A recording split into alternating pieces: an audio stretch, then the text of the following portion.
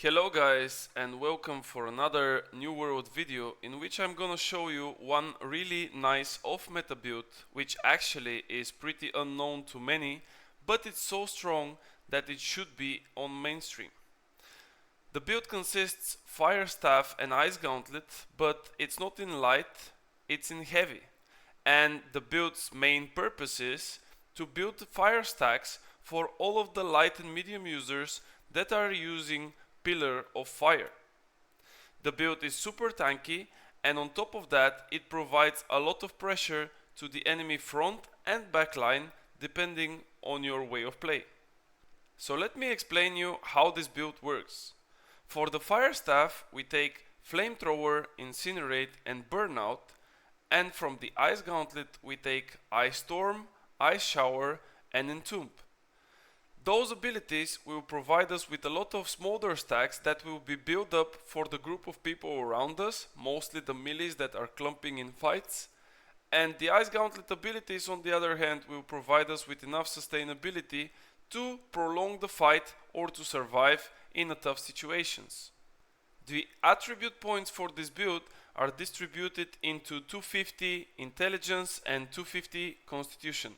You don't really need the 300 ones because the passives that they give are not so strong, and the ones that you need are only on the 250. For example, the 250 intelligence is providing you with a longer dot on the enemies, which is perfect for your build and it's really necessary to make it work. Unfortunately, the ring perk that is providing burning for 30% longer is not really working, and it was not fixed in the last few patches. I don't believe it will get fixed soon, but if they fix it, then you would need that one as well. As I said, there are different ways of playing this build, but mainly you are the tank, you are the one that soaks the damage from the enemy, and you are the one getting the attention from them for the most part. If you have, for example, a group that is relying on bombing the clumps and doing mass damage on the close spots, then you would want to fight all the enemy melees and try to get them together so you can use your rune, which is most of the part vines, or biobomb. If you have friends in your group that are playing light mages and their goal is to chase the backline or the healers of the enemies, then you can basically use your burnout, get to the backline of their healers and do the same thing. On top of that, you can use your ice abilities to lock people down or at least slow them in a way that they will not be able to run away from you. In this short video on the background, you can see one of those matches of OPRs in which I'm trying both things, and I'm trying to pressure both the front line for the enemy and then going into their backline and disturbing all of their healers. It's really important to know that if you pressure that deep into the enemy's backline, you need to be sure that your healer is on top of his game and he is aware of your moves. If you don't have a healer with you and you play that risky, you might end up losing your life for that. So be careful and use your Entomb in case of big trouble. A lot of things can be said about the playstyle of the build, but I would leave that to you guys to decide with your group what is your goal and what is your purpose, so you can decide for yourself what will be the best as well.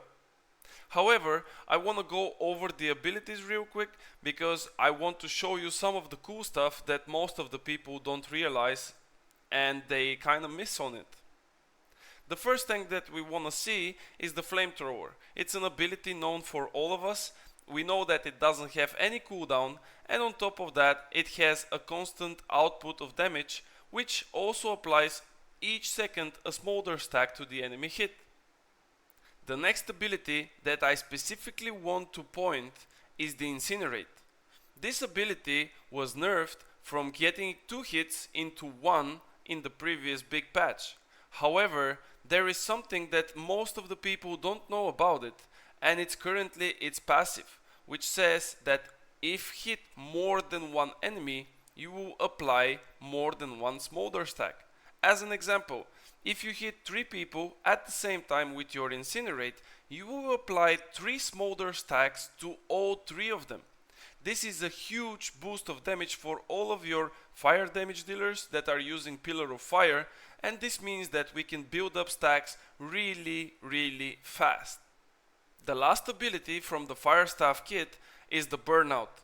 This is the ability that provides us also a lot of burn stacks, a lot of maneuver and replacement of our fighting point, and on top of that is providing us with a huge sustain because it gives us a lot of fortify if we have the perk. There is not much to be said about the Ice Gauntlet, as we already know the impact that this weapon has as a secondary utility weapon. All in all, the Storm and the Shower are providing a huge areas which are slowing down or even rooting people, and they are blocking off choke points. Also, something really important in the Ice Gauntlet side is the Tomb, which provides you with the super defensive buffs, and on top of that is cleansing all of the debuffs applied to you before that. So when you see yourself with a negative bar of, let's say, 10 debuffs, just pop that Ice Tomb and you will forget about all of them. For this build, I'm using pieces that are mostly acquired from OPR crates and the PvP track, of course. So this means that they are not the best, but they're really nice ones and they can be used without any issues. Starting with the hat, I have Resilient Elemental Aversion and Freedom. On the chest, I have Resilient Freedom and Accelerating Flamethrower. Then on the gloves, I have Resilient Elemental Aversion and Freedom again. Resilient Shirking Fortification and Freedom on the pants.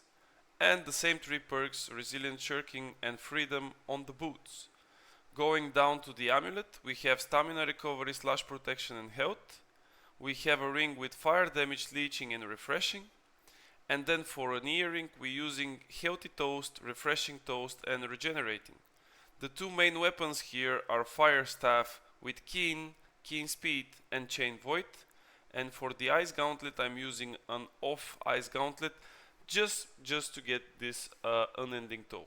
Also note that for this build, you would need to rune glass both of your weapons. The reason for that is to generate your rune as much as possible. It will get generated really fast by being hit from all of the enemies, but you even multiply that speed if you have the 2 rune glasses on your both weapons.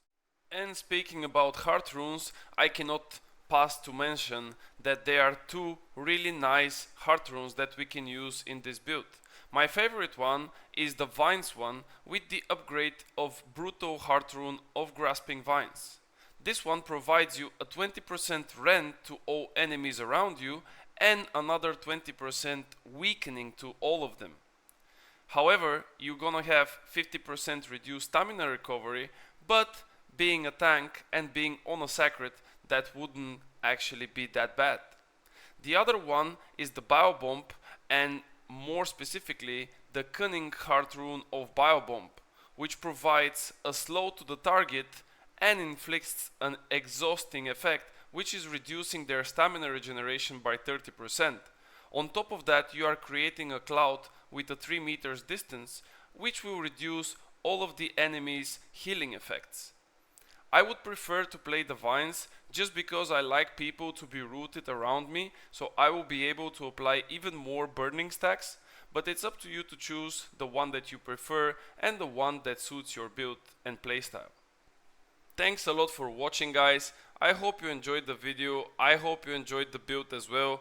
Please feel free to give me your feedback in the comment section below or in my Discord community server that I created just for you, so we can make a deep dive into this and other builds and we can discuss them as well. Don't forget that I'm streaming on Kick and you can see this and many other builds in play, so we can see which one is suitable for the current meta. Thanks again and see you on the next one.